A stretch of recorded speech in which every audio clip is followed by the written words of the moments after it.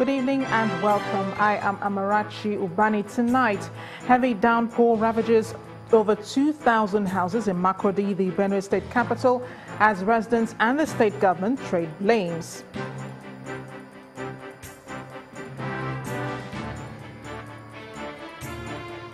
Over 1,000 persons are rescued from in and around Houston as tropical hurricane Harvey continues to hammer Texas with heavy rains.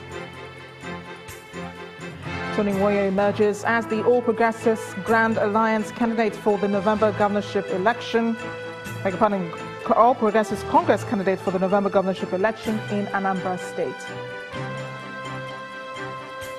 And thousands flee their homes following 2 days of violence and a deepening crisis in the state of Rakhine in Myanmar.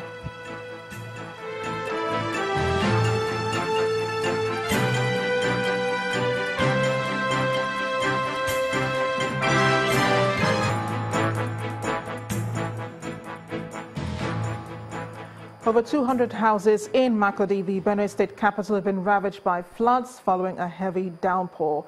Heavy rains lasting over 4 hours lashed the city overnight into the early hours of today, resulting in houses around the Niman, Idie and Naka Road areas badly flooded. Most of the flood waters originated from an uncompleted canal, which overflowed into the affected communities.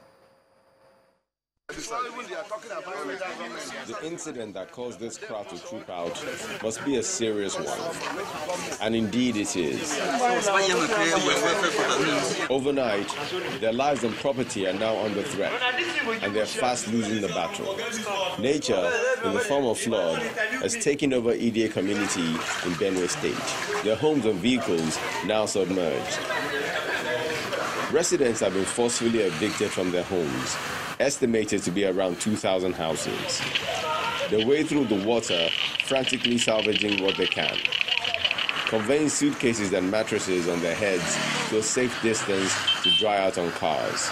Also affected is the state-owned radio station, Radio Benue. Equipment worth millions face the risk of being destroyed. Nothing appears to be spared. But there is no smoke without fire.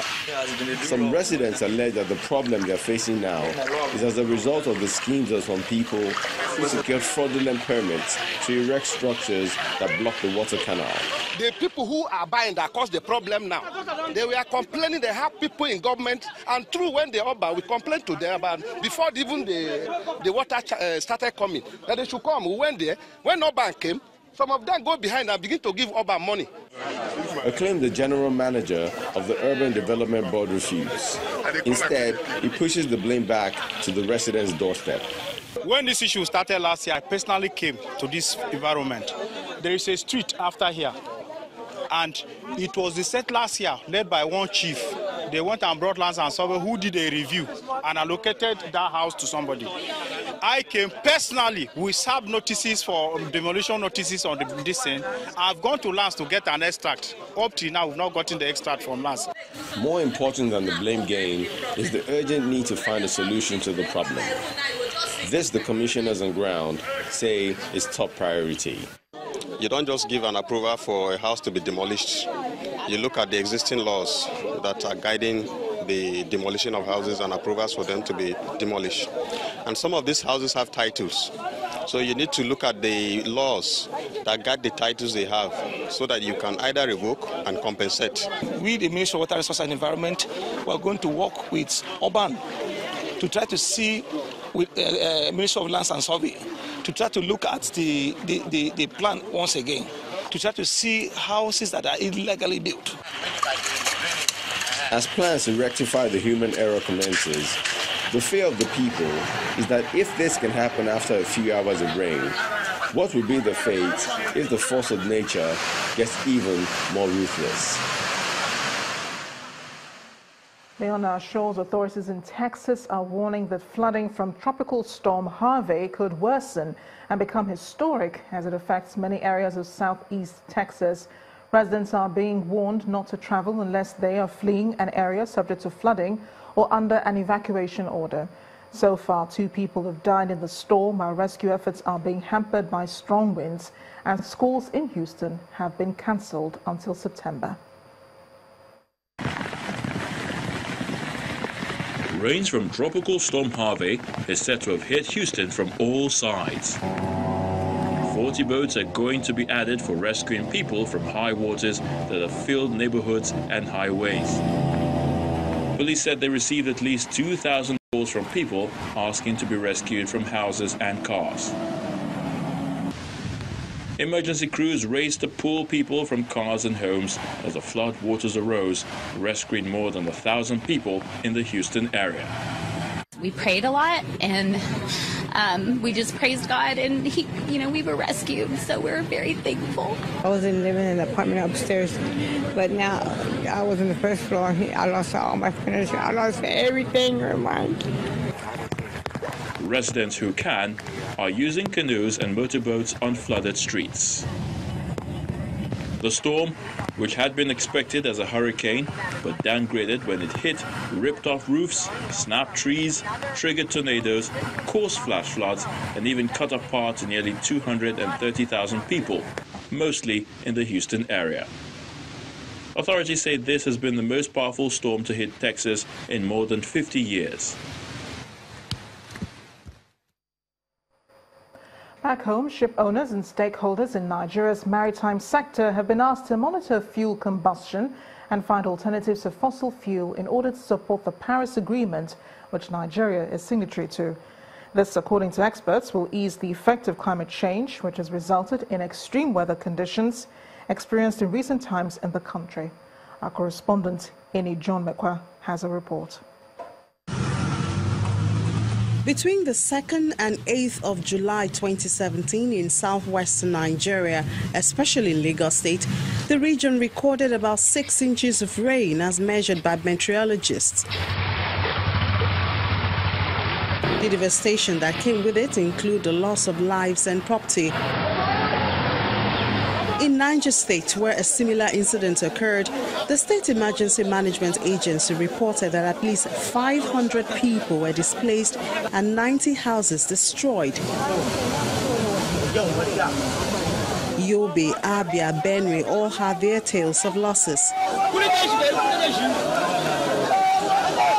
While it's common to blame the cause of this devastation on indiscriminate dumping of refuse, some experts have traced it to climate change. When greenhouse gases are emitted and temperature rises, the sea surge, like we witnessed 4 weeks ago along the Lekki-Ekpe axis, it affects the waters. Dealing with the greenhouse emission led to Nigeria's engagement in the Paris Agreement, which demands, among other things, 20% renewable energy usage, ending gas flaring to reduce emission, and implementation of the measurement, reporting and verification. In that MRV, 3 things are involved, okay? One is the greenhouse gas. Everybody's talking about greenhouse gas, the volume of pollution that has been in the maritime sector, right? All the sectors, all right? When we gather them, we got to know them. Then you also develop your NAMA strategy, your nationally appropriate mitigation action, intervention projects. These projects that we use to address these climate change issues, or this challenge, these externalities. And the third one, once you have done your NAMA strategies correctly, you get the third aspect, which is the support. This calls for action from the various sectors operating in the country, including the maritime sector. Ships are expected to carry on board their vessels a certificate that shows that they are complying with the provisions of Annex 6 of MAPO. And if your vessel do not get certified, you may not be allowed to call in our ports or in our territorial waters. And so a number of things have been, initiatives have been put together to ensure that vessels comply. Vessels coming to our ports or calling within our territorial waters comply with the provisions of MAPO Annex 6. Other sectors in the country, especially those in transport, have been asked to check activities that contribute to global warming and carbon emission into the atmosphere for the good of all. Nwoye reporting for Channels Television News.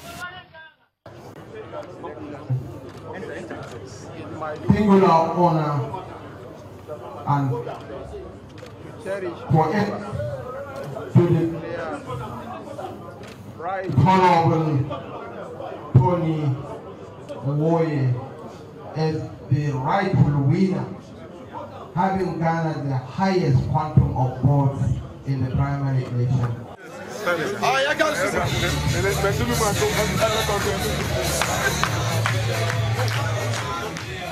Turning to politics, Mr. Nwoye, emerging winner of the Anambra State All Progressives Congress governorship primary election.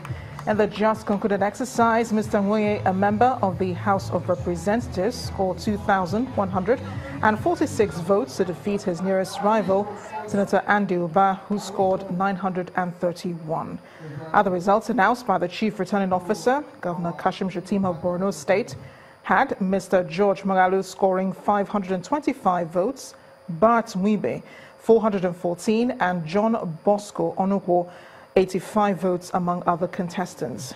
There were 11 aspirants who contested for the Anambra APC governorship ticket. This primary election was obviously a tedious one, but for me and members of the committee saddled with the responsibility of conducting the election. This is the easiest election we have ever been part of or witnessed. You see, when you are an election umpire, election becomes difficult only when you have interest in who wins the election. Because by having interest, you have the Herculean task of battling other contestants.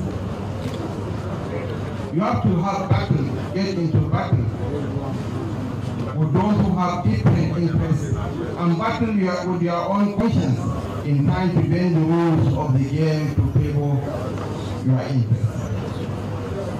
But so long as you are neutral as an election umpire, the election becomes much easier. Meanwhile, it is less than 24 hours before the Anambra State governorship primary election of the People's Democratic Party holds, but all does not seem well as some candidates are crying out over what they call the hijack of the list of delegates. Some of the aspirants are also raising concern over the activities of the three-man committee, which they say whom they've taken their complaints to. But the chairman of the committee and governor of Ebonyi State, Mr. Dave Umahi, is calling for calm and a promise of free and fair election. We are going for an election. We have followed our constitution properly. Where we had a little comma was when the delegate list, after a successful, what I term a successful three-man ad hoc delegate congress was conducted, the delegate list ought to have been published before the appeal committee comes in. So that fair is fair. I'm not the chairman of the three-man delegate. So for anybody to ask me to do justice to the three-man delegates, it's like saying that God can lie.